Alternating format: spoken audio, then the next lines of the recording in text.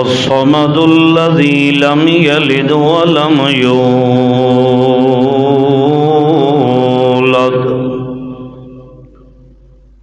ولم يكن له كفوا أحد نسلم ونصلي على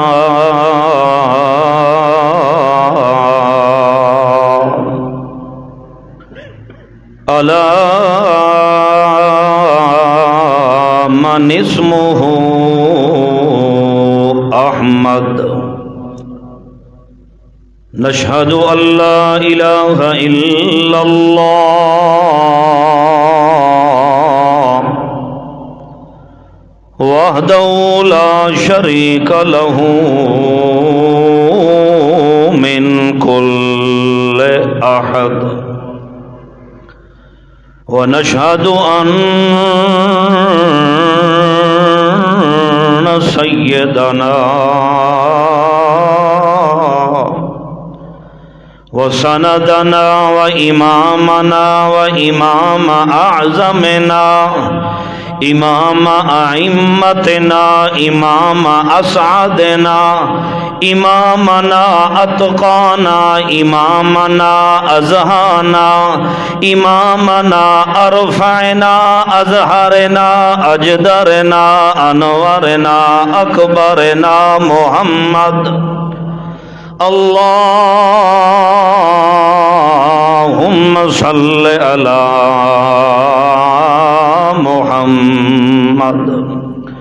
محمدا عبده ورسوله أما بعد فأعوذ بالله من الشيطان الرجيم بسم الله الرحمن الرحيم رب قد آتيتني من الملك وعلمتني من تأويل الأحاديث فاطر السماوات والأرض أنت ولي في الدنيا والآخرة توفني مسلما وألحقني بالصالحين سبحان ربك رب العزة عما يصفون وسلام على المرسلين والحمد لله رب العالمين.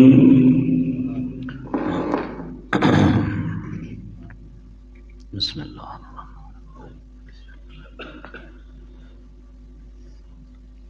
اللہ پاک کی توفیق اور عنایت کے ساتھ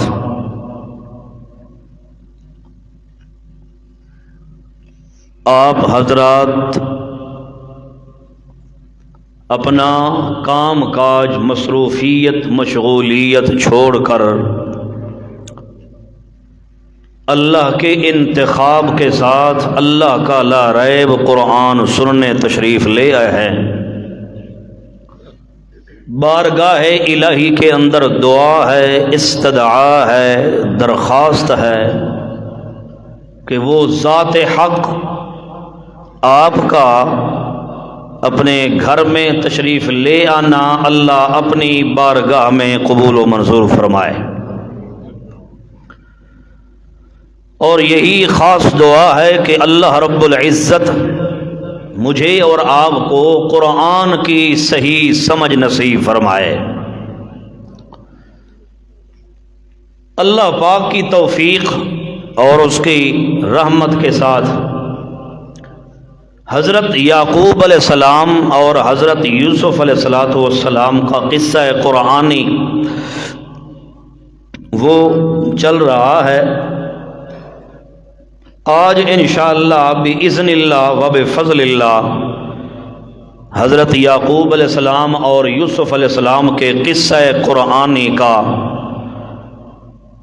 اختتام اور مکمل ہونا ہے، اور اللہ کی توفیق سے میں آپ کے سامنے آج حال نمبر 15 بیان کروں گا اللہ کی توفیق کے ساتھ۔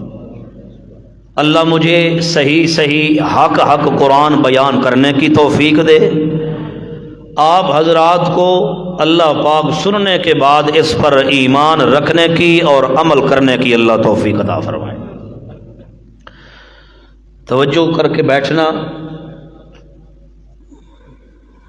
بات ادھر ادھر ہو گئی تو آپ کو سمجھ نہیں آئے گی، اگر آپ توجہ کر کے بیٹھیں گے تو انشاءاللہ آپ کو لفظ بلفظ قرآن کا سمجھ آ جائے گا۔ اللہ پاک کی توفیق کے ساتھ آپ نے 14 احوال قصہ قرآنی کے سن چکے ہیں۔ آج اللہ سے دعا یہی ہے کہ اللہ پاک آپ کو سننے کی توفیق دے اور مجھے صحیح بیان کرنے کی توفیق عنایت فرمائے۔ یقینی بات ہے اس پر فتن دور میں، جس دور میں ہر بندہ اپنی میں لگا ہوا ہے، ہر بندے کو اپنی صرف فکر ہے، اس دور میں اس پرفتن آزمائش اور پرفتن فساد کے دور کے اندر تھوڑا سا وقت اللہ اور اس کے رسول کے دین کے لیے نکال لینا، یہ بہت بڑی اللہ کی نعمت ہوتی ہے۔ اور میرا یقین ہے کہ آپ جتنے احباب تشریف لے آئے ہیں اللہ کے گھر میں، آپ اپنی مرضی سے نہیں آئے، آپ کو قرآن کی محبت کھینچ کے لے آئی ہے، اور دوسرا اللہ نے آپ کو منتخب فرما کے اپنے گھر میں قرآن سننے کی توفیق عطا فرمائی۔ باقی بھی دنیا ہے جو اپنے کاموں کے اندر مصروف ہو گئی، کوئی ایسے بیٹھے ہوں گے وقت ضائع کر رہے ہوں گے، مگر آپ یہاں تشریف لے آئے ہیں تو آپ کا ایک ایک سیکنڈ بارگاہ الہی کے اندر لکھا جا رہا ہے، اور یہ جو آپ اللہ کے قرآن کو سننے کے لیے وقت نکال کے آئے ہیں، اس کی قدر اور قیمت ابھی دنیا میں تو معلوم نہیں ہو رہی، محسوس نہیں ہو رہی، اس کا اندازہ دن قیامت کے آپ کو چل جائے گا کہ ہم نے جو دنیا میں تھوڑا سا وقت نکال کے اللہ کا لا ریب قرآن سننے کے لیے گئے تھے، آج دن قیامت کے پتہ چلا ہے کہ اس کا کتنا مقام و رتبہ ہے۔ اللہ سے میری بھی دعا ہے کہ اللہ پاک مجھے اور آپ کو قرآن پاک کی صحیح سمجھ عطا فرمائے، قرآن و حدیث کی اللہ پاک مجھے اور آپ کو افہام اور اللہ سمجھ نصیب فرمائے۔ حضرت یوسف علیہ السلام اور حضرت یعقوب علیہ السلام کا قصہ قرآنی کا حال نمبر 15۔ حال نمبر 14 میں حضرت یوسف علیہ السلام نے اپنے بھائیوں کو حکم دیا تھا کہ وَأْتُونِي بِأَهْلِكُمْ أَجْمَعِينَ، اب تم جا رہے ہو نا واپس کنعان کے علاقے، اب وہاں سے پھر میرے ابا جان اور باقی جتنا ہمارا کنبہ قبیلہ ہے سب کو لے کے واپس مصر کے اندر آ جانا۔ وَأْتُونِي بِأَهْلِكُمْ أَجْمَعِينَ، اجمعین کا معنی ہوتا ہے سارے کے سارے، جتنا بڑا خاندان ہے ان سب کو لے کے یہاں مصر کے اندر آ جانا۔ جب بھائی واپس گئے انہوں نے جا کے سارا حال سنایا، حضرت یعقوب علیہ السلام تیار ہو گئے، باقی کنبہ قبیلہ سارے تیار ہو گئے، وہاں سے سفر شروع کیا۔ تقریباً 90 یا 93 افراد تھے حضرت یعقوب علیہ السلام کے اس خاندان کے، وہ سارے تیار ہو کے تیاری کر کے سفر شروع کر دیا۔ حضرت یوسف علیہ السلام کو پتہ چلا کہ میرا ابا جان اتنا عرصہ ہو گیا ہے بچھڑے جدا ہوئے، آ رہے ہیں مصر کے علاقے میں، تو اس وقت وہ وزیر اعظم تھے یوسف علیہ السلام، جلدی سے وہ مصر کی حدود سے باہر نکل کے، شہر سے باہر نکل کے ان کی آمد اور ان کے استقبال کے لیے حضرت یوسف علیہ السلام نے کئی ہزار بندے کھڑے فرما دیے۔ مصر کی حدود سے باہر نکل کے ان کے استقبال کے لیے خود بھی باہر آ گئے، اور ساتھ فوجی یا جو بھی ان کی حکومت میں تھے، کئی ہزار افراد وہ مقرر کر دیے کہ میرے اس قبیلہ پورا آ رہا ہے، ان کا استقبال ایسے انداز سے کرنا ہے کہ پھر بے مثال استقبال پیدا ہو جائے، اور خود بھی وہاں انتظار کے لیے کھڑے ہو۔ سنت طریقہ یہ ہوتا ہے کہ مہمان جو کوئی آ رہا ہو گھر، تو سنت طریقہ یہ ہے کہ اپنے گھر سے تھوڑا باہر کھڑے ہو کہ بندہ پہلے کھڑا ہو جائے۔ سمجھ آ رہی ہے؟ یہ تو نہ ہو کہ وہ مہمان آئے، وہ آ کے 10 آوازیں مارتا رہے، میزبان گم ہو جائے، مہمان صاحب وہیں سے ہی واپس چلے جائیں۔ یہ میرے نبی کے اخلاق نہیں ہیں، میرے نبی کی سیرت، میرے نبی کے اخلاق یہ سکھاتے ہیں اگر کسی کی میزبانی آپ نے کی ہے، مہمان نوازی کی ہے، تو مہمان کے انتظار کرنے کے لیے آپ اپنے گھر سے بھی باہر کھڑے ہو جائیں، تاکہ جیسے ہی مہمان آئے اور اس کو سلام دعا کر کے عزت و احترام سے اس کو بٹھا دیا جائے۔ حضرت ابراہیم علیہ الصلوۃ والسلام زیادہ تر اپنی زندگی میں ایسے فرماتے تھے۔ سمجھ آ رہی ہے؟ ابراہیم علیہ السلام اکیلے تنہا کھانا نہیں تناول فرماتے تھے، ایک ریت کا ٹیلا تھا، اس کے اوپر چڑھ جاتے، کھڑے ہو جاتے، وہاں کھڑے ہو کے اللہ تعالیٰ سے مانگتے، یا اللہ کوئی مہمان بھیج، میرا دل کر رہا ہے تیرے اس بھیجے ہوئے مہمان کے اکٹھے بیٹھ کے میں ابراہیم خلیل اللہ پیغمبر کھانا تناول فرما۔ دیکھو ان کا دور بھی دیکھو اور ہمارا بھی دیکھو۔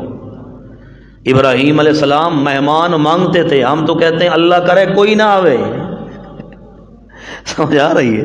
ہم تو پہلے ٹالتے ہیں کہ خدا کرے کوئی نازل نہ تھی ونجے کار خدا دا، ہم گھر بیٹھ کے ایسی باتیں کرتے ہیں، مگر اللہ کی قسم ہے، یقین جانو بھائیو، مہمان کا آنا یہ اللہ کی رحمت ہوتی ہے، اس سے کوئی رزق میں کمی نہیں آتی۔ اگر 4 لقمے آپ کے گھر سے کسی مہمان نے کھا لیے ہیں، شرط یہ ہے کہ آنے والا مہمان مسلمان ہو، موحد ہو۔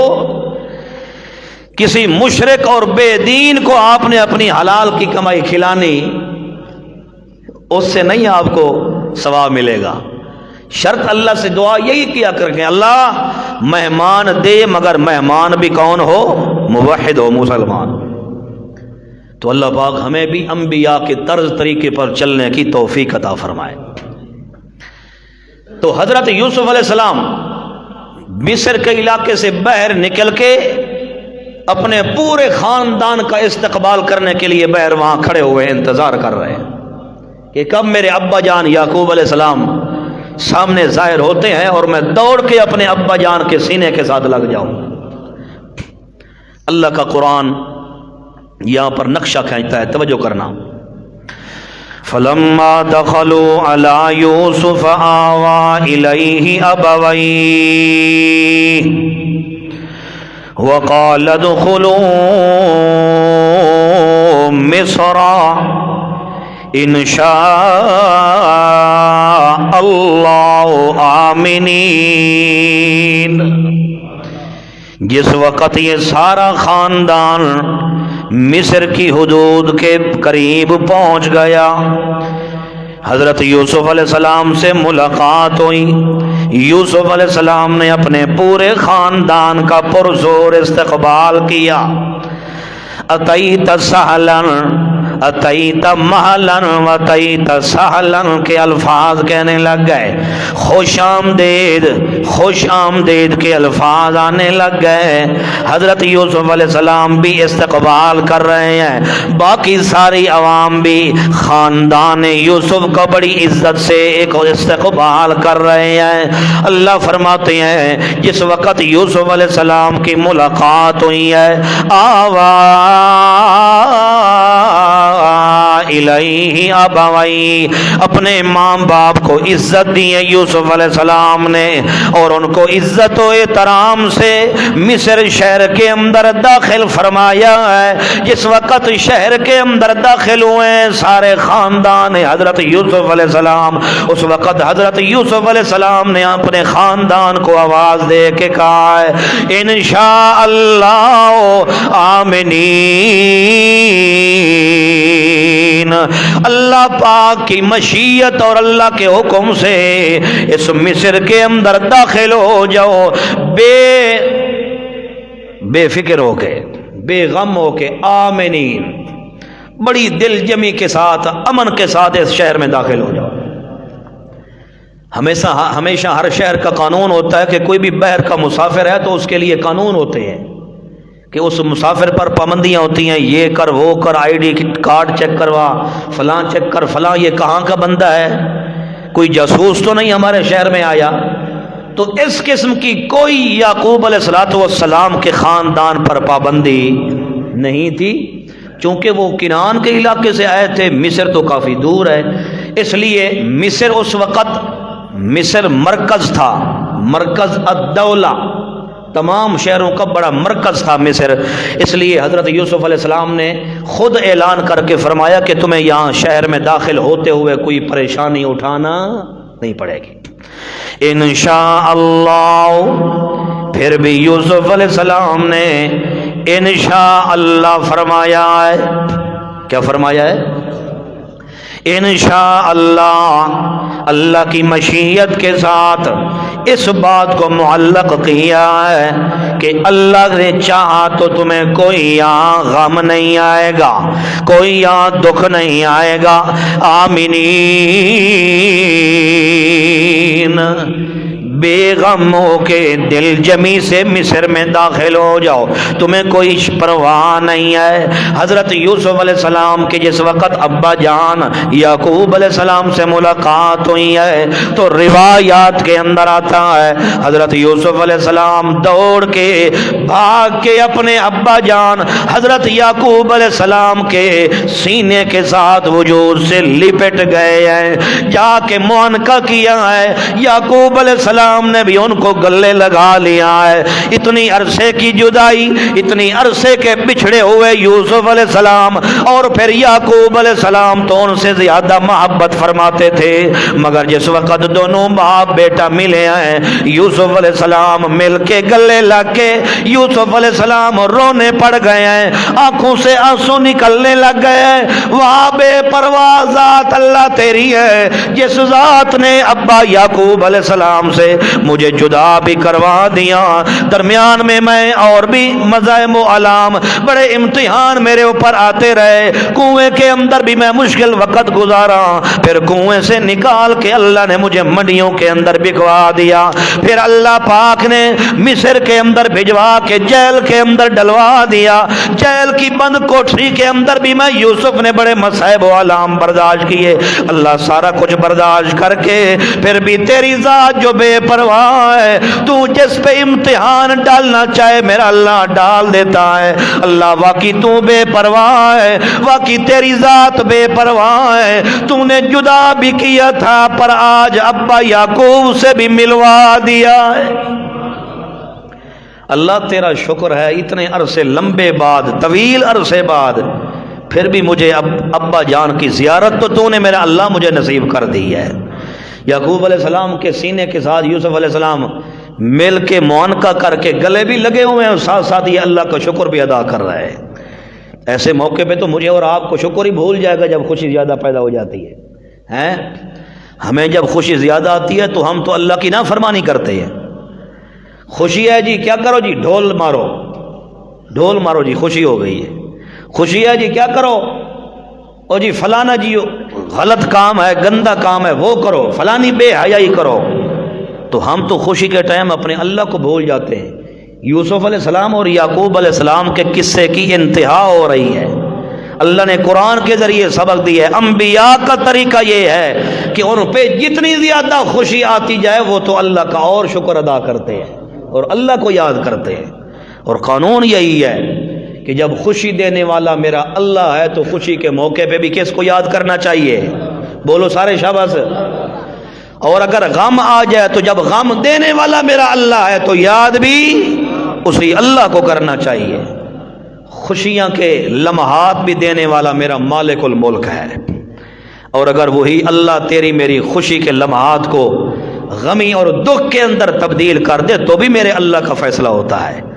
مومن مسلمان کو اللہ کے ہر فیصلے پر راضی ہونا چاہیے۔ خوشیاں دے تب بھی اللہ، غم دے تب بھی اللہ، ہر معاملے میں مومن اللہ کو کبھی بھولتا۔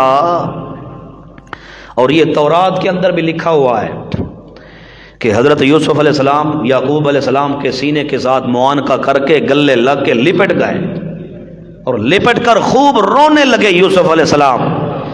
اتنی دیر تک تو حضرت یوسف علیہ السلام یعقوب علیہ السلام کے ساتھ لپٹے رہے کہ جتنی دیر ان کا دل بھرا نہیں۔ وہ کافی لمبی جدائی ہو گئی تھی، عرصہ ہو گیا، یہ بات تورات کے اندر بھی لکھی ہوئی ہے۔ تو اللہ پاک کا کرنا ایسا ہوا کہ اللہ نے پھر باپ بیٹا دونوں میں بھی جدائیاں ڈلوائیں، پھر اللہ نے ان کو آپس کے اندر ملوا دیا۔ رب نے مسئلہ سمجھایا کہ امید کس ذات پر ہونی چاہیے؟ اللہ پر اگر سچی امیدیں ہوں تو جتنا بھی ناممکن چیز ہو اللہ کے سامنے تو دیر نہیں لگتی، ناممکن کو اللہ ممکن بنا دے۔ تو بندے کے لیے ناممکن ہوتی ہے، اللہ کے لیے ناممکن چیز ناممکن نہیں ہوتی۔ اس لیے جو کام انسان کے بس میں نہ ہو، انسان کہے اللہ یہ کیسے ہوگا، میرے لیے تو ناممکن ہے، اللہ فرماتے ہیں میری ذات پر اپنا ایمان، بھروسہ، توکل، امید اسی پر رکھ۔ اللہ سے مانگتا رہے، دیر ہو سکتی ہے اللہ تعالیٰ کی طرف سے، مگر تیرا کام زندگی میں کبھی رکے گا نہیں، ہو جائے گا اللہ کی طرف سے، کبھی نہ کبھی ہوئے گا ضرور اللہ کی طرف سے۔ لیکن اللہ کے دروازے سے اپنی امید کو توڑنا نہیں ہے، نہ امید ہو کہ زندگی نہیں گزارنی، وگرنہ تیری زندگی کے سارے کام اللہ روک دیں گے، نہ امید ہو گیا تو۔ توجہ کریے، حضرت یوسف علیہ السلام نے فرمایا انشاء اللہ آمنین، مصر کے شہر کے اندر بڑی دل جمی اور امن کے ساتھ رہ جاؤ۔ بڑی عزت کے ساتھ ان کا احترام کیا، بڑا عزت وقار یوسف علیہ السلام نے اپنے خاندان کو دیا۔ ہر بندہ کھڑے ہو کے ان کا استقبال بھی کر رہا ہے اور عزت و احترام کے ساتھ پیش آ رہا ہے۔ آگے اللہ کا قرآن کہتا ہے وَرَفَعَ أَبَوَيْهِ عَلَى الْعَرْشِ وَخَرُّوا لَهُ سُجَّدًا وقال يا أبت هذا تأويل رؤياي من قبل قد جعلها ربي حقا وقد أحسن بي إذ أخرجني من البدو من بعد نزغ الشيطان بيني وبين إخوتي۔ توجہ کر میرا دوست، ورفع أبويه، حضرت یوسف علیہ السلام نے اپنے ماں باپ کو اپنے تخت کے اوپر بٹھا دیا ہے، اونچی جگہ پر بٹھا دیا ہے، باقی بھائی سارے نیچے کھڑے ہوئے ہیں۔ حضرت یوسف علیہ السلام کے ماں باپ اوپر تخت پر بیٹھ گئے ہیں۔ اللہ کریم فرماتے ہیں وَخَرُّوا لَهُ سُجَّدًا۔ یہ جب خوشیاں پیدا ہو گئی، والد بھی مل گیا، سارے بھائی بھی آپس میں ملاقات ہو گئی، سارے کنبہ قبیلے والے سارے یوسف علیہ السلام کو مل گئے، ان کو یوسف مل گیا، یوسف کو سارا خاندان مل گیا۔ اتنی خوشی کے اندر آ کے اللہ کا قرآن کہتا ہے وَخَرُّوا لَهُ سُجَّدًا۔ اس بات کو سمجھنے سے پہلے ایک اور بات سمجھے، یہاں لفظ آ رہا ہے وَرَفَعَ أَبَوَيْهِ، کیا لفظ ہے؟ ابوئی۔ حضرت یوسف علیہ السلام نے اپنے ماں باپ کو اپنے تخت پر بٹھا دیا، وہ جو بیٹھنے کی جگہ ہوتی ہے وزیر کی، بادشاہ کی، وہاں بٹھایا، یہ عزت و احترام ہوتی ہے۔ سوال یہاں یہ ہوتا ہے کہ حضرت یوسف علیہ السلام کی والدہ تو فوت ہو چکی تھیں، پھر یہاں پر ابوئی کا لفظ کیسے آ رہا ہے کہ یوسف علیہ السلام نے ماں باپ کو اوپر تخت پر بٹھا دیا؟ توجہ ہے، بات سمجھ آ رہی ہے نا؟ حضرت یوسف علیہ السلام اور بنیامین کی والدہ پہلے بنیامین کے پیدا ہوتے وقت حضرت یوسف علیہ السلام کی والدہ فوت ہو چکی تھی. پھر ان کا یوسف علیہ السلام کی والدہ کا نام تھا راحیل، وہ فوت ہو گئی. پھر حضرت یعقوب علیہ السلام نے بعد میں پھر اپنی سالی سے کیا کیا؟ نکاح فرمایا. کیونکہ دو بہنوں کو ایک نکاح میں رکھنا جائز نہیں ہے، اس لیے ان کے بعد پھر نکاح فرمایا یعقوب علیہ السلام نے. پھر یعقوب علیہ السلام نے جس سے نکاح فرمایا وہ بھی تو یوسف علیہ السلام کے رشتے میں خالہ لگتی تھی. خالہ ہی لگی نا، تو خالہ کیا ہوتی ہے؟ ماں ہی ہوتی ہے. خالہ کیا ہوتی ہے؟ ماں ہی ہوتی ہے نا. ماں کی جو بہن ہو گئی تو پھر ماں ہی ہو گئی. تو حضرت یوسف علیہ السلام کی جو یہ والدہ تھی حقیقی نہیں تھی، بلکہ یہ خالہ لگتی تھی رشتے کے اندر. ان کا نام تھا لیا. لیا نہ سمجھنا یہ والا، یہ تو ہے نا لام یہ ہے، یہ الگ لفظ ہے. ان کا نام تھا لیا، لام یہ الف لیا، تو یہ ان کا نام تھا. تو بہرحال تو چونکہ خالہ بھی کیا ہوتی ہے؟ ماں ہوتی ہے، اس لیے یوسف علیہ السلام نے اپنی ماں سمجھتے ہوئے ان کو اپنے تخت پر بٹھا دیا، اوپر بلندی پر بٹھا دیا. اس لیے قرآن نے کیا کہا ہے؟ ابویہ. یہ بات یاد رہے گی نا انشاءاللہ. ابویہ، یوسف علیہ السلام نے اپنے ماں باپ کی عزت و احترام کرتے ہوئے ان کو بلند جگہ پر بٹھا دیا. آگے جو بات سمجھنے کی ہے اور آج کے ہمارے جو پورے درس قرآن کی اہم بات ہے، یہ بات آپ سب لوگوں نے سمجھنی ہے، توجہ کر کے بیٹھنا. اب قرآن کہتا ہے وَخَرُّوا لَهُ سُجَّدًا. وَخَرُّوا لَهُ، ایک بار سارے بولو وَخَرُّوا لَهُ سُجَّدًا. وَخَرُّوا لَهُ سُجَّدًا. اس خوشی کے اندر کہ حضرت یوسف علیہ السلام کو اپنا سارا خاندان مل گیا اور یعقوب علیہ السلام کو بیٹا یوسف مل گیا اور یوسف علیہ السلام کے بھائیوں کو ان کا بھائی یوسف مل گیا، اس خوشی کے اندر آ کے حضرت یوسف علیہ السلام کے بھائی وہاں کھڑے تھے، یہاں کھڑے ہوتے ہوئے سجدے کے اندر گر گئے. کہاں گر گئے؟ سجدے میں. یہ سجدہ شکر تھا. کیا تھا؟ سجدہ شکر.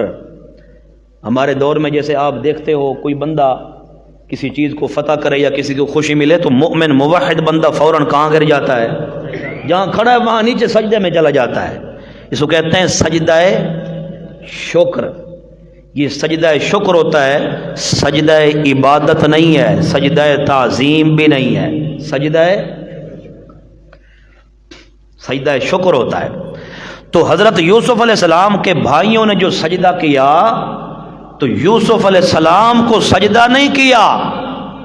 بات سمجھنا، یوسف علیہ السلام کو یہ قرآن میں کہیں نہیں ہے. یا حضرت یوسف علیہ السلام کے بھائیوں نے اپنے ماں باپ کو سجدہ کیا ہو، وہ جو اوپر بیٹھے ہوئے تھے بلند جگہ پر. یوں بھی قرآن بات کرتا. قرآن کیا کہتا ہے؟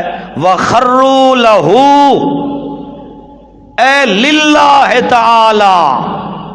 وہ سجدے کے اندر گر گئے، مگر سجدہ کس کے لیے کیا؟ سارے بولو شاباش. سجدہ کس کے لیے کیا؟ یہ آپ کے سامنے قرآن ہے. خروا لہو اے للہ. سجدے کے اندر وہ جو گر گئے سجدہ شکر ادا کیا تو یہ اللہ ہی کے لیے سجدہ کیا، کسی اور کو سجدہ. تفسیر قرطبی آپ اٹھا کے دیکھیں، باقی دیگر تفسیریں بھی آپ اٹھا سکتے ہیں. جو تفسیروں کے امام ہیں، بڑے بڑے ائمہ مفسرین، ان سب نے یہی لکھا ہے خروا لہو سجدن. یہ سجدہ شکر تھا اور یہ اللہ کو انہوں نے سجدہ کیا. ہاں البتہ یہ ضرور ہے کہ سامنے حضرت یوسف علیہ السلام کھڑے تھے. جب وہ سجدے کے اندر گر گئے تو محسوس یہ ہونے لگا کہ شاید یہ یوسف علیہ السلام کو سجدہ کر رہے ہیں یا یوسف علیہ السلام کے والدین کو سجدہ ہو رہا ہے. ایسا ہرگز نہیں تھا. ایسے سمجھیں جیسے ہم نماز پڑھتے ہیں، سجدہ کرتے ہیں تو کس طرف منہ کر کے کرتے ہیں؟ بولو، خانہ کعبہ بیت اللہ خدا ہے؟ بولو، میں بڑی باریک بات کر رہا ہوں، آپ کو اللہ کرے سمجھ آ جائے۔ بیت اللہ جو ہے، خانہ کعبہ، یہ خدا ہے؟ بولو سارے سمجھدار بندے، یہ خدا ہے؟ پھر ہم اس کی طرف منہ کر کے سجدہ کیوں کرتے ہیں؟ اس لیے کہ ہم سجدہ بیت اللہ کو نہیں کرتے، سجدہ کس کو کرتے ہیں؟ اللہ ہی کے لیے کرتے ہیں۔ فَاسْجُدُوا لِلَّهِ، سجدہ کس کے لیے ہے؟ ہم سجدہ اللہ ہی کے لیے کرتے ہیں۔ البتہ قبلہ ہمارا بیت اللہ ہے، ہم قبلے کی طرف منہ کر کے تو سجدہ کر رہے ہیں، لیکن سجدہ ہم بیت اللہ کے لیے کرتے، بولو بولو سارے شاباش، نہیں کرتے۔ سجدہ کس کے لیے کرتے ہیں؟ تو سامنے کیا ہے؟ قبلہ۔ ایسے یوسف علیہ السلام سامنے تھے، سجدہ تو یوسف علیہ السلام کے بھائیوں نے اللہ کو کیا تھا، مگر سامنے یوسف علیہ السلام تھے۔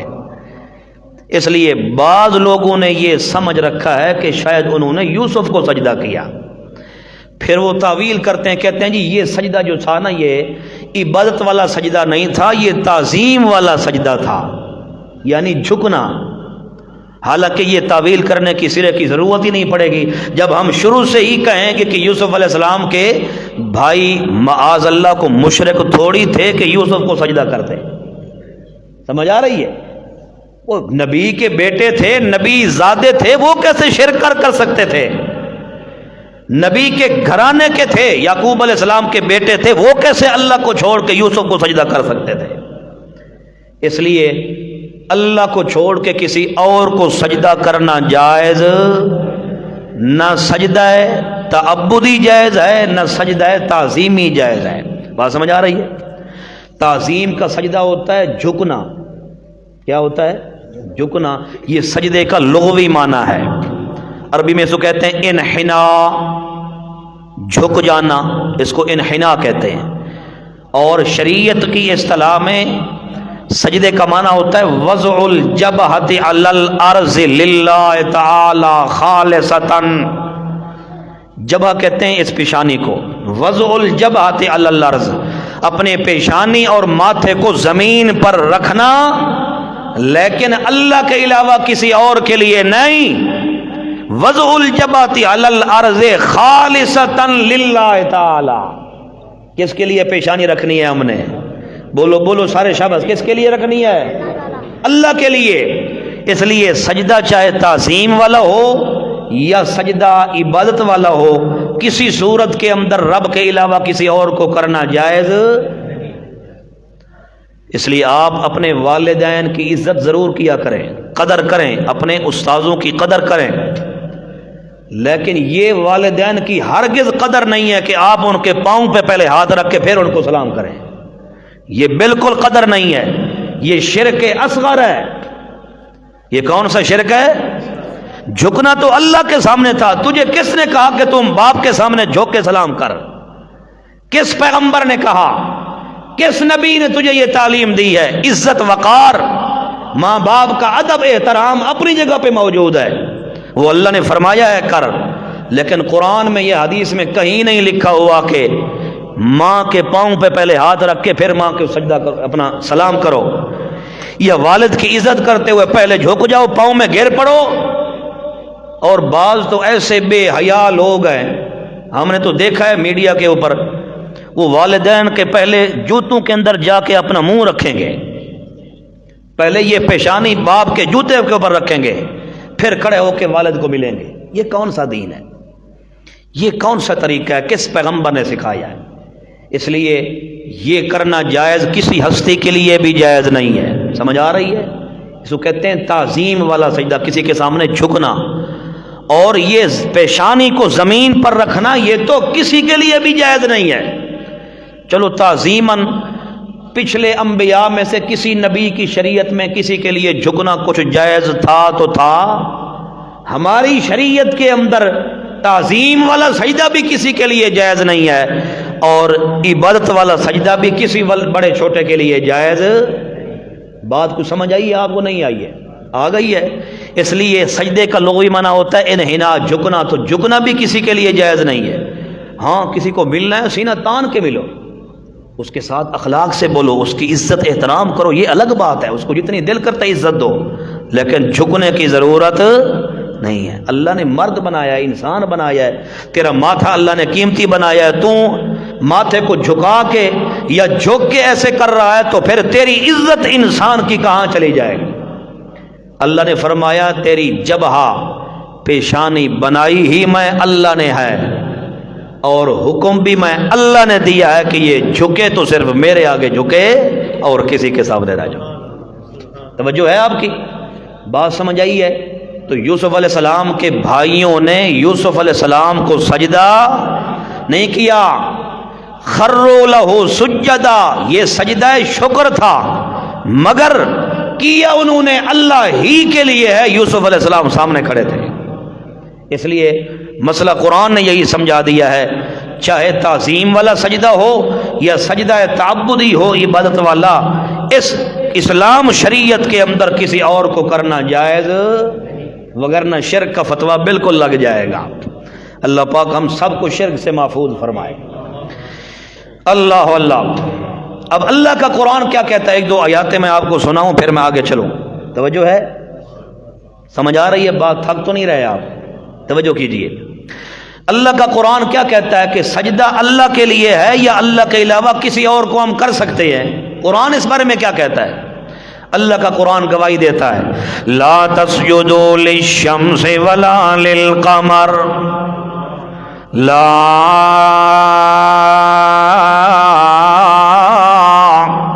تسجدوا للشمس ولا للقمر واسجدوا للہ۔ سورج کو سجدہ نہ کرنا، سورج کے آگے جھکنا مت، چاند کو سجدہ نہ کرنا، چاند کے آگے، قمر کے آگے جھکنا مت۔ اللہ نے فرمایا سورج بھی اللہ کا غیر ہے، چاند بھی اللہ کا غیر ہے، اللہ کے علاوہ اسجدوا للشمس ولا للقمر واسجدوا للہ الذی خلقہن۔ اللہ فرماتے ہیں سجدہ اس ذات کو کر جو تیرا بنانے والا ہے، جو تیرا پیدا کرنے والا ہے۔ اور دوسرے مقام پہ اللہ نے کیا فرمایا ہے؟ فاسجدوا للہ۔ او لوگو اگر اپنی عزت چاہتے ہو تو اپنی پیشانی کو غیر اللہ کے آگے نہ جھکانا، اپنے ماتھے کو کسی انسان کے آگے نہ جھکانا، بلکہ میں اللہ تمہیں کہہ رہا ہوں فاسجدوا للہ، ایک اللہ ہی کے سامنے جھک جانا، ایک اللہ ہی کے سامنے اپنا ماتھا جھکا لینا۔ اس لیے علامہ اقبال نے اشعار میں کیا کہا ہے؟ خدا کے ماننے والا نہیں جھکتا مزاروں پر، اللہ، خدا کے ماننے والا نہیں جھکتا مزاروں پر، نہ قبروں پر، نہ روضوں پر، نہ قبروں کے میناروں پر، جبینیں اس کی ہوتی ہے فقط اللہ کا ایک غلبہ، کہ جس سے غالب آتا ہے وہ ہزاروں پر، کروڑوں پر۔ او قوت بازو بڑھتی ہے سبق توحید پڑھنے سے، خدا کا ہاتھ ہوتا ہے وحدت کے پجاروں پر۔ علامہ اقبال نے بڑا اچھا شعر کہا ہے کہ اللہ کا ماننے والا کسی اور کے سامنے جھکتا، ہاں، اس لیے عزت یہ ہے کہ اللہ کے سامنے بندہ جھکے۔ اللہ کے قرآن نے مسئلہ سمجھا دیا ہے، کسی اور کے لیے سجدہ جائز نہیں ہے، نہ نبیوں کے لیے، نہ ولیوں کے لیے، نہ پیر فقیروں کے لیے، نہ کسی دربار کا سجدہ، نہ کسی قبر کو سجدہ، نہ کسی چھوٹے بڑے کے آگے جھکنا، نہ کسی پیر اور فقیر اور سید شاہ کے سامنے جھکنا۔ اللہ کریم فرماتے ہیں اگر جھکنا ہے تو فاسجدوا للہ، ایک دیکھ اللہ کے سامنے اپنا پیشانی جھکانا، کیونکہ تیری پیشانی بھی قیمتی ہے، تو انسان بھی قیمتی ہے، تیری زندگی بھی قیمتی ہے، اس لیے اللہ نے تیری پیشانی ماتھا بنایا اس لیے ہے تاکہ یہ جھکے تو میں اللہ کے سامنے جھکے اور کسی کے سامنے۔ آپ صلی اللہ علیہ وسلم، ایک حدیث بھی سناتا جاؤں نا، آپ کو حدیث یاد آ گئی ہے۔ آپ صلی اللہ علیہ وسلم نے فرمایا، یہ کون ہے نیند کر رہا ہے؟ جگاؤ اس بھائی کو۔ نبی پاک صلی اللہ تعالی علیہ وسلم نے فرما دیا ہے، او لوگوں سن لو، سجدہ اللہ کے علاوہ کسی کو جائز، میں نبی کو بھی کرنا جائز نہیں ہے۔ اگر سجدہ کرنا جائز ہوتا، اللہ کے علاوہ کسی اور کو سجدہ کیا جاتا، تعظیم والا سجدہ، عبادت والا سجدہ کرنا جائز ہوتا، تو میں پیغمبر خود حکم دیتا، لَأَمَرْتُ النِّسَاءَ أَن يَسْجُدْنَ لِأَزْوَاجِهِنَّ، میں بیویوں کو حکم دیتا کہ وہ اپنے خامدوں کو سجدہ کرتی، لیکن میں پیغمبر نے حکم دیا، بولو نہیں ہے، نہ کوئی بیوی اپنے خاوند کے سامنے جھکے، نہ اس کو سجدہ کرے، نہ کوئی صحابی میں پیغمبر کو سجدہ کرے، نہ کوئی اور کسی اور کو سجدہ کرے، بس اللہ کے قرآن کا مسئلہ سچا ہے، فَاسْجُدُوا لِلَّهِ، اللہ نے سجدے والا کمال رکھا ہے تو صرف اپنے لیے رکھا ہے اور کسی کے لیے نہیں رکھا۔ بات سمجھ آ گئی ہے؟ اللہ کا قرآن کہتا ہے وَخَرُّوا لَهُ سُجَّدًا، سجدہ شکرانہ ادا کیا ہے یوسف علیہ السلام کے بھائیوں نے، اور حضرت یوسف علیہ السلام فوراً بول پڑے۔ کیوں؟ حضرت یوسف علیہ السلام کو اپنا خواب یاد آ گیا، وہ جو انہوں نے شروع میں دیکھا تھا کہ سورج اور چاند اور مجھے ستارے میرے سامنے جھک رہے ہیں، مجھے نہیں سجدہ کر رہے، میرے سامنے جھک رہے ہیں، اپنا خواب یاد آ گیا، فوراً حضرت یوسف علیہ السلام بول پڑے اور کہنے لگے یا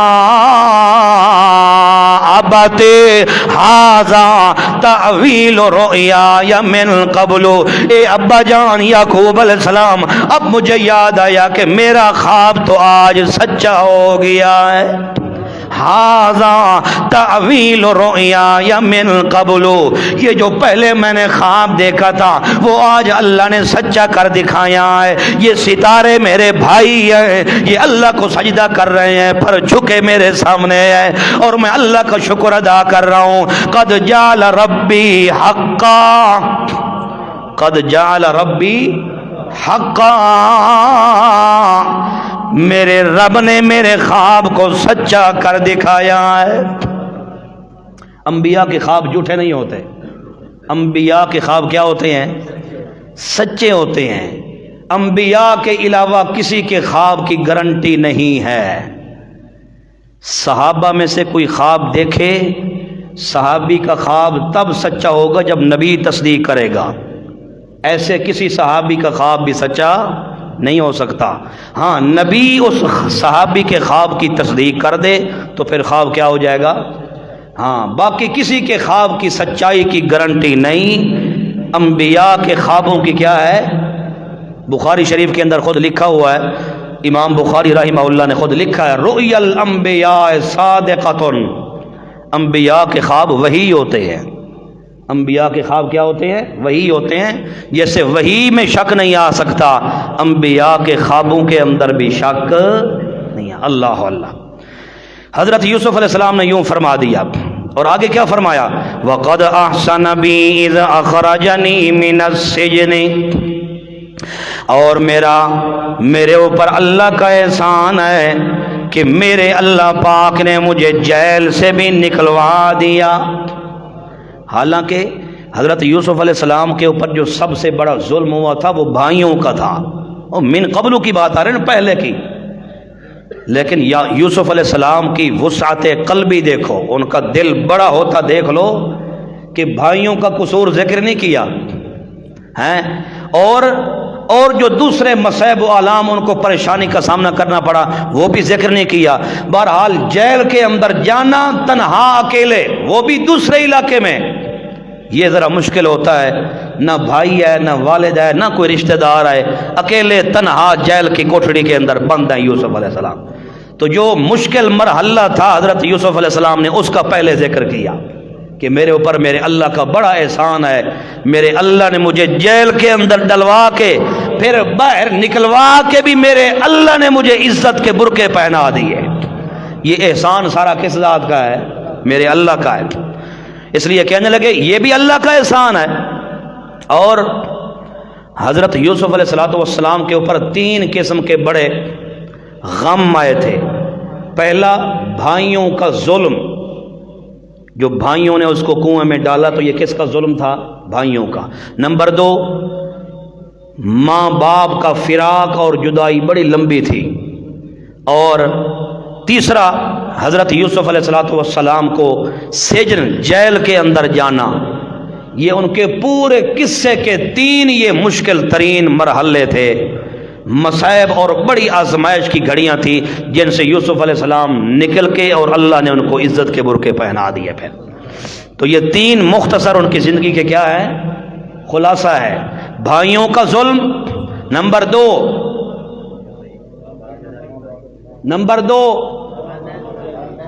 اور نمبر 3 جیل کے اندر جانا۔ یہ ان کی پوری زندگی کا یہ 3 خلاصہ ہے۔ مگر دیکھو یوسف علیہ السلام کی وسعت قلبی، جو جیل والا معاملہ تھا وہ تو ذکر کیا، باقی 2 کا ذکر نہیں کیا یہاں پر۔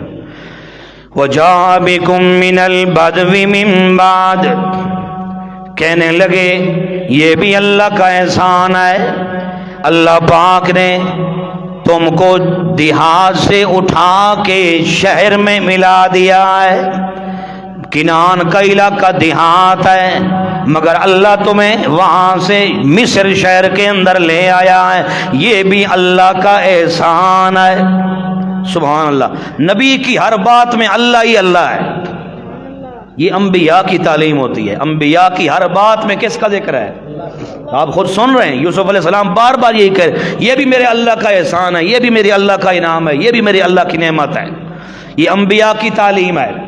اس لیے مومن موحد بندہ وہی ہوتا ہے جو اپنی زندگی کے ہر مرحلے میں کس کو یاد کرے؟ بھائیو، ہمارے اوپر نعمت اللہ کی ہے، اللہ کی نعمتیں اگر آپ شمار کرنے لگ جاؤ تو رب کی نعمتیں شمار نہیں کر سکتے آپ۔ لا تحصوها، قرآن کہتا ہے اللہ کی نعمتوں کو گرنا شروع کرو، قرآن کہتا ہے لا تحصوها، وہ کوئی انسان بھی شمار کر سکتا۔ جب اتنی خدا کی نعمتیں ہیں تو پھر ہمیں ہر گھڑی میں یاد کس کو کرنا چاہیے؟ ترمذی شریف کے اندر حدیث آتی ہے، امی عائشہ صدیقہ علیہ صلوات اللہ فرماتی ہے، کان رسول اللہ صلی اللہ علیہ وسلم یذکر اللہ فی کل احیان، ہمارے نبی تو ہر وقت اللہ کو یاد کرتے تھے۔ کان رسول یذکر اللہ فی کل احیان، ہمارا اٹھنا بیٹھنا ہے جی، بولنا، تجارت، کاروبار، کام کاج، ہر معاملے میں یاد کون ہو؟ یہ ہمارے نبی کا بھی طریقہ تھا، ہمارا بھی طریقہ کیا ہو؟ یہی ہو۔ پھر زندگی کے اندر دیکھو بہاریں کیسے آتی ہیں۔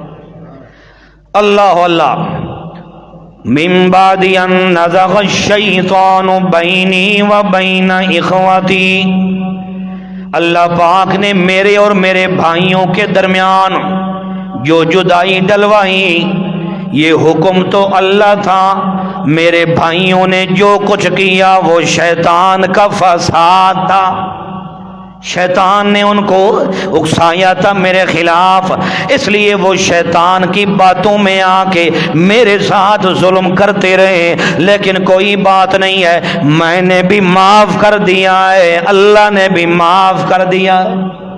وہ پیچھے آپ سن چکے ہیں نا، پیچھے یوسف علیہ السلام نے بھائیوں کو معاف کر دیا، پھر یوسف علیہ السلام کے بھائیوں نے بھی، برادران حضرت یوسف علیہ السلام نے بھی یعقوب علیہ السلام سے درخواست کی تھی کہ ابا جان اللہ سے آپ دعا کیجئے اللہ پاک ہمارا یہ گناہ کمیاں کوتاہیاں معاف فرما دیں۔ تو یعقوب علیہ السلام نے بھی دعا فرمائی اللہ تعالیٰ سے۔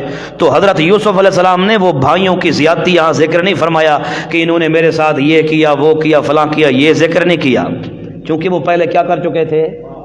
ہاں بس بندہ معاف کر دے تو پھر وہ سابقہ جاہلیت والی باتیں پھر بندہ نکالے نہیں، بس معافی ہو گئی تو ختم ہو گیا، پھر وہ والی باتیں نکال کے سامنے لے آنا یہ میرے نبی کی سیرت اور اخلاق میں سے نہیں ہے معاملہ. جہاں معافی کا معاملہ آ جائے وہاں ہر چیز ختم ہو جاتی ہے، صفائی ہو جائے گی پھر وہاں پر. آگے سنیے، ان ربی لطیف لما یشاء، میرا اللہ کتنا مہربان ہے، وہ جیسے چاہتا ہے فیصلے فرما دیتا ہے. انہو هو العلیم الحکیم، وہ سب کچھ جاننے والا اللہ الحکیم، ساری چیزوں کی حکمتیں جاننے والا اللہ پاک ہے. فوراً حضرت یوسف علیہ السلام اور اللہ سے دعا کرنے لگ گئے. یہ تو انہوں نے بیان فرمایا، تقریر کی. آگے یوسف علیہ السلام نے اللہ سے دعا فرمائی. جس دعا کا ذکر کرنا میں ضروری سمجھتا ہوں، توجہ کر میرا دوست. کہنے لگے رب قد آتیتنی من الملک وعلمتنی من تعویل الاحادیث فاطر السماوات والارض انت ولی فی الدنیا والآخرہ. حضرت یوسف علیہ السلام فرماتے ہیں رب قد آتیتنی، اے میرا پروردگار، اے میرا پالنہارا، اے میری ساری ضرورتیں پوری کرنے والا، تیرا شکر ہے کہ تو نے مجھے مصر کی حکومت عطا فرمائی ہے. آتیتنی من الملک، تو نے مجھے حکومت بھی عطا فرمائی ہے، نبوت بھی عطا فرمائی ہے، اور علمتنی من تعویل الاحادیث، مجھے خواب کا علم بھی بتا دیا ہے، خوابوں کی تعبیر کا بھی اللہ تو نے علم عطا فرما دیا ہے. پھر بھی تیرا شکر ادا کر رہا ہوں، سب کچھ جو دینے والا تو ہے، تیرا شکر ادا کر رہا ہوں، اس لیے میرا اللہ سارا شکر تیرا ادا کر رہا ہوں. فاطر السماوات والارض، سب کچھ کرنے والا تو ہے، زمین بنانے والا تو ہے، آسمانوں کو پیدا کرنے والا تو ہے. الحمدللہ فاطر السماوات والارض جاعل الملائکۃ رسلا اولی اجنحۃ مثنی وثلاث ورباع. اللہ کریم فرماتے ہیں قرآن بھی یہی کہتا ہے، جو جملہ یوسف علیہ السلام نے فرمایا وہی جملہ قرآن بھی بیان کرتا ہے. فاطر السماوات والارض، زمین و آسمان کو پیدا کرنے والا کون ہے، بنانے والا کون ہے؟ ذالکم اللہ ربکم خالق کل شیء لا الہ الا هو خالق کل شیء وهو علی کل شیء وکیل. سب کچھ بنانے والا کون ہے؟ بیٹیاں دینے والا کون ہے؟ بیٹے دینے والا کون ہے؟ سارے نہیں بولتے. چاول پکے ہوئے ہیں آج انشاءاللہ، چاول آپ کو کھلائیں گے، مگر پہلے بولو تو صحیح میرے ساتھ. ہے توجہ؟ ساری کائنات کو بنانے والا کون ہے؟ ساری کائنات کو پیدا کرنے والا کون ہے؟ ساری کائنات کے اوپر نگران کون ہے؟ ساری کائنات کو کنٹرول کرنے والا کون ہے؟ اللہ کریم فرماتے ہیں حضرت یوسف علیہ السلام نے اللہ سے دعا کر رہے ہیں فاطر السماوات والارض، اللہ تیرے علاوہ کوئی نہیں ہے، اللہ تیرے علاوہ کوئی خالق نہیں ہے، کوئی مالک نہیں ہے، کوئی بنانے والا نہیں ہے، کوئی وکیل نہیں ہے، کوئی کارساز نہیں ہے، کوئی کنٹرول کرنے والا نہیں ہے. اللہ سب کچھ کرنے والا تو ہے. اور قربان جاؤں حضرت محمد الرسول اللہ صلی اللہ علیہ وسلم پر، اللہ کے پیغمبر، ہمارے شان والے پیغمبر، ہمارے آن والے پیغمبر، عزت و مقام والے پیغمبر کو اللہ نے کیا دعا سکھلائی ہے توجہ آپ کی. یوسف علیہ السلام تو فرما رہے ہیں آتیتنی من الملک، اللہ حکومت دینے والا تو ہے، اور ہمارے نبی کی جب باری آئی ہمارے شان والے پیغمبر کو اللہ نے کون سی دعا سکھلائی ہے, کون سا وظیفہ سکھلایا. اللہ کی قسم ہے, اللہ کا قرآن کہتا ہے, اللہ کریم فرماتے ہیں, تیسرا سپارہ ہے, سورت کا نام سورت آل عمران ہے. اللہ نے فرمایا میرے پیغمبر یہ دنیا کی بادشاہت نہ مانگ, یہ دنیا کے بادشاہوں کو نہ دیکھ, میں اللہ تجھے کہہ رہا ہوں اپنی زبان مبارک سے کہے قل اللہم مالک الملک تؤتی الملک من تشاء وتنزع الملک ممن تشاء وتعز من تشاء وتذل من تشاء بیدک الخیر انک علی کل شیء قدیر. ہمارے نبی کو اللہ نے یہ وظیفہ سکھلایا. اے میرے پیغمبر جب دل گھبرا جائے, جب کوئی پریشانی آ جائے, جب آپ کے اوپر غم آ جائے, میرا پیغمبر آپ نے اپنی زبان مبارک سے یہی پڑھنا ہے قل اللہم مالک الملک, اے بادشاہ دا بادشاہ, اے حکومت عطا کرنے والا, تنزع الملک ممن تشاء, اے اللہ بادشاہوں کو گدا بنانے والا اور گداہوں کو بادشاہ بنانے والا, اللہ بیدک الخیر, تیرے قدرت کے ہاتھ کے اندر سب کچھ ہے, تیری قدرت کے ہاتھ کے اندر خیر ہے, سارے خیر کے خزانے تیرے پاس ہے. یہ صرف نہیں ہے, انک علی کل شیء قدیر, ذرہ ذرہ کائنات پر طاقت چلانے والا کون ہے, ذرہ ذرہ کائنات پر قدرت چلانے والا کون ہے. اللہ فرماتے ہیں نہ کسی نبی ولی کی طاقت ہے, نہ کسی جن فرشتے کی قدرت ہے, کسی کی طاقت نہیں ہے. سارے کمالات, ساریاں طاقتاں, سارے شاہزوری والے کمال چلانے والا ہے تو اکیلا اللہ. قرآن کیسی توحید بیان کرتا ہے, سبحان اللہ. اللہ پاک آپ کو اور مجھے قرآن کی محبت نصیب فرمائے, اللہ پاک قرآن کا علم نصیب فرمائے. اس لیے حضرت یوسف علیہ السلام یہی دعا اللہ سے مانگ رہے ہیں, اللہ سب کچھ دینے والا کون ہے, تو مالک الملک ہے, تو سب کچھ دینے والا ہے, سب کچھ جو تیرے قبضے میں ہے. ام من شیء الا عندنا خزائنہ, ہر چیز کے خزانے کس کے پاس ہیں, کسی نبی ولی کی جن فرشتے کے پاس خزانے نہیں, نہ اولاد کے خزانے, نہ بیٹیاں اور بیٹے دینے کے خزانے, نہ عزت ذلت کا کوئی دنیا کا مالک ہے. اللہ فرماتے ہیں من کان یرید العزت فللہ العزت جمیعا, عزت و ذلت کے خزانے بھی میرے رب کے پاس ہیں, بیٹے اور بیٹیاں دینے کے خزانے بھی میرے اللہ کے پاس ہیں. کسی کے پاس کوئی خزانے نہیں ہیں. ہاں خزانہ بنانا ہے تو اللہ فرماتے ہیں اپنے ایمان والا خزانہ بنا. یہ دنیا کے معبود و مشکل کشا بنے بیٹھے ہیں, جس کو دیکھو وہ پیر بنا پھرتا ہے, وہ کہتا ہے میرے 4 مرید ہیں میں معبود ہوں. فلانا حضرت کوئی تھوڑا سا کام ہو پڑے وہ کہتا ہے میری تو بلے بلے ہو گئی, میرے جیسا تو معبود مشکل کشا ہے ہی کوئی نہ. اللہ فرماتے ہیں تو کیا چیز ہے, میں اللہ قرآن میں کہہ رہا ہوں کہ میں شاہ زور ہوں, باقی ہر کوئی کیا ہے, تو کیا چیز ہے, تو ہے ہی کمزور.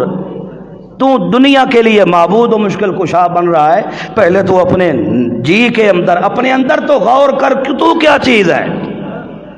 بعد کے لیے, لوگوں کے لیے بعد میں معبود بننا, پہلے اپنے گریبان میں تو جھانک کے تو کیا چیز ہے.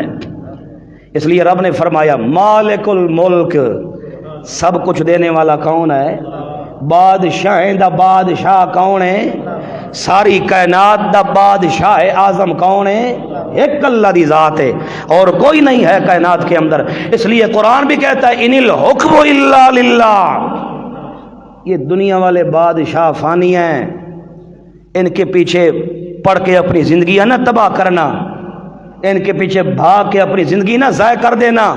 ان الحکم الا للہ, زمین و آسمان کے اندر راج و سلطنت کس ذات کا ہے. یہ سارے دنیا کے بادشاہ مر مٹ جائیں گے, کئی مر مٹ گئے, ختم ہو گئے, مگر میرے اللہ کی بادشاہت و سلطنت و حکومت باقی ہے. وہ قیامت تک باقی رہے گی، اور قیامت کے دن تک رب نے للکار کے کہنا ہے لمن الملک اليوم، ہے کوئی آج بادشاہ بننے والا تو سامنے آ جائے، آج ہے کوئی ووٹ لینے والا آ جائے نا سامنے میرے، لمن الملک اليوم، ہے کوئی بادشاہ، تو کہیں سے کوئی آواز نہیں آئے گی، خود اللہ اعلان کر کے فرمائیں گے للہ، پڑھو آگے،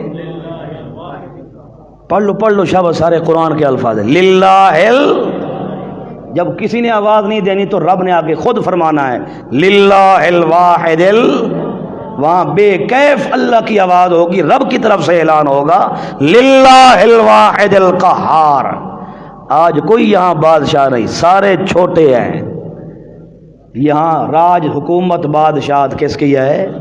اس اللہ اکیلے اللہ کی ہے جو الواحد ہے، اللہ اللہ۔ ہاں جی، انت ولی فی الدنیا والآخرہ، حضرت یوسف علیہ السلام دعا فرما رہے ہیں اللہ زمین و آسمان کو بنانے والا بھی تو ہے، انت ولی فی الدنیا والآخرہ، اللہ دنیا میں میرا کار ساز بھی تو ہے، آخرت کے اندر بھی میرا کار ساز اللہ تو ہونا۔ کار ساز کا معنی کیا ہوتا ہے؟ کام بنانے والا، کہو کام، تو کام بنانے والا کون ہے؟ میرے اور آپ سے کام ہو سکتے ہیں، ہم بنانے کی طاقت رکھتے ہیں؟ نہیں رکھتے، کام بنانے والا اللہ ہے، کار ساز، کسی کے بگڑے ہوئے کام بنانے والا اور کسی کے نہ ہونے والا کام کرنے والا اللہ پاک ہے۔ یوسف علیہ السلام فرمایا میرا اللہ انت ولی فی الدنیا، دنیا میں بھی میرے کام بنانے والا تو ہے، والآخرہ، اللہ دن قیامت کے بھی کار ساز تو ہی ہے اور کوئی نہیں ہے، توفنی مسلمن والحقنی بالصالحین۔ حضرت یوسف علیہ السلام فرما رہے ہیں اللہ جب تک مجھے زندہ رکھ تو اپنا بنا کے رکھ، اور جب مجھے دنیا سے موت دینا، وفات دینا، تب بھی مسلمن، اپنا فرما بردار بنا کے رکھنا، والحقنی بالصالحین، اور اللہ مجھے ملا دینا انبیاء کی صف کے اندر، الحقنی بالصالحین، مجھے ملا دینا انبیاء کی صف کے اندر۔ صالحین، تو صالحین سے مراد کوئی عام نیک تو نہیں ہے نا، چونکہ نبی دعا کر رہا ہے تو انبیاء کرام میں سے یوسف علیہ السلام بھی انبیاء کے اندر شامل ہونے کی دعا کریں گے نا، ان سے کم درجے کے اندر کھڑے ہونے کی دعا تو نہیں کر سکتے، تو اس لیے بالصالحین، خاص وہ نیک صالحین بندے جو تیرے انبیاء ہیں، اللہ دنیا میں زندہ رکھنا تو اپنا بنا کے رکھنا، تیری اطاعت و فرما برداری کر۔ ابراہیم علیہ السلام نے بھی یہی دعا مانگی کہ نہیں؟ ربنا وجعلنا مسلمین لک ومن ذریتنا امتا مسلمتا لک، اللہ مجھے بھی اپنا بنا کے رکھ، میری اولاد کو بھی اپنا بنا کے رکھنا۔ یہ حضرت ابراہیم علیہ السلام ہے، یوسف علیہ السلام کی دعا کے اندر بھی مسلمان کے الفاظ آ رہے ہیں، توفانی، اللہ زندہ رکھ تو اپنا فرما بردار بنا کے رکھ، اور اگر موت دینا تو اللہ مسلمان، پھر بھی میں تیرا فرما بردار ہوں، تیری تابع داری کرنے والا ہوں، جیسے تو کہے میں ویسے کرنے والا ہوں، اللہ ایسا بنا کے مجھے دنیا میں بھی رکھنا، اور جب دنیا سے جانے کا وقت ہے تب بھی مسلمان، اور آگے الحقنی بالصالحین، مجھے انبیاء کی صف کے اندر داخل فرما دینا۔ بخاری شریف کے اندر حدیث آتی ہے آپ صلی اللہ علیہ وسلم بھی وفات کے قریب یہی الفاظ نبی علیہ الصلوۃ والسلام پڑھ رہے تھے، اللہم الرفیق الاعلی، اور پھر الحقنی بالرفیق الاعلی۔ اس حدیث پاک کے الفاظ ہیں الحقنی بالرفیق الاعلی، اللہ اب دنیا کی سنگت مجھے اچھی نہیں ہو رہی لگ رہی، بس رفیق الاعلی، اللہ میں تیری رفاقت چاہتا ہوں جنت کے اندر، بخاری شریف۔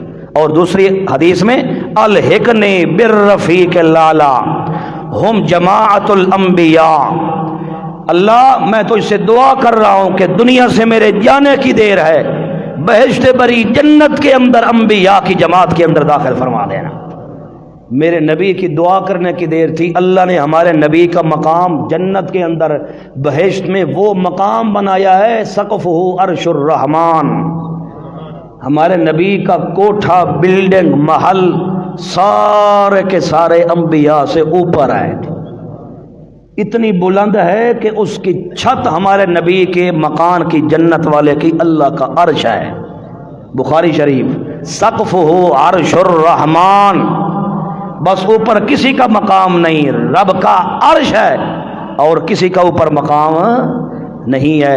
اللہ کے نبی نے دعا فرمائی، رب نے پسند فرما دی، قبول فرما لی۔ یوسف علیہ السلام بھی وہی کہہ رہے ہیں، توفنی مسلمن، آپ بھی کہہ لیں اپنی زبان سے، توفنی کہہ لیں، توفنی مسلمن، اللہ اپنا بنا کے رکھنا، وَأَلْحِقْنِي بِالصَّالِحِينَ، اللہ دنیا سے جب جائیں تب بھی اپنا بنا کے رکھنا، اور جب دنیا سے چلے جائیں تو اللہ بالصالحین، جہاں نیک لوگ موحد ہوں گے اللہ ہمیں بھی وہاں ان کی صف کے اندر داخل فرما دیں۔ اللہ پاک ہمیں قرآن کی سمجھ نصیب فرمائے، قرآن کا علم نصیب فرمائے۔ انشاءاللہ یہ سلسلہ تو درس قرآن کا چلتا رہے گا۔ یہ 15 حال قرآن پاک کے مکمل ہو گئے، اور اس سے آگے ایک رکوع باقی سورہ یوسف کا رہتا ہے، انشاءاللہ وہ اگلے درس قرآن میں کریں گے۔ انشاءاللہ یہ سلسلہ آگے درس قرآن کا چلتا رہے گا۔ آپ کے ذمہ کام یہ ہے کہ آپ کوشش کیا کریں شرکت کرنے کی۔ روزانہ تو آپ نہیں آتے، مہینے کے بعد آپ نے آنا ہوتا ہے، تو پھر آپ کے لیے سب سے بڑا صدقہ جاریہ کا کام یہ ہے کہ خود بھی تشریف لے آیا کریں، ساتھ کسی دوست، کسی بیلی، کسی ساتھی کو بھی لے آیا کریں، تاکہ آپ بھی قرآن سنیں اور دوسرے جس کو آپ لے آئیں اس کو بھی اللہ کا لا ریب قرآن سنوائیں۔ ہمارا کام کیا ہے؟ ہم قرآن کھول کے سنا دیتے ہیں، کھرا کھرا مسئلہ حق بات ہم سنا دیں گے، آگے کسی کی مرضی اچھی لگے یا نہ لگے، ہم نے تو اللہ کے قرآن کی صاف بات کرنی ہے۔ قرآن کی بات غلط کریں تو اس کے ذمہ وار ہیں، قرآن کی ہو بات غلط ہو ہی نہیں سکتی، قرآن کی بات ہوتی سچی ہے۔ اس لیے کچھ شعور اپنی زندگی میں پیدا کرو، خود بھی اللہ کے قرآن کو سمجھو اور اپنی آنے والی نسل کو بھی اللہ کے قرآن کے قریب لے آؤ، رب کے قرآن کی پہچان کرواؤ۔ انشاءاللہ ارادہ ہے نا؟ اللہ پاک آپ کا آنا بھی قبول فرمائے، اور جو کچھ بیان کیا ہے اللہ پاک اپنی بارگاہ کے اندر قبول و منظور فرمائے۔ آخر دعوانا الحمد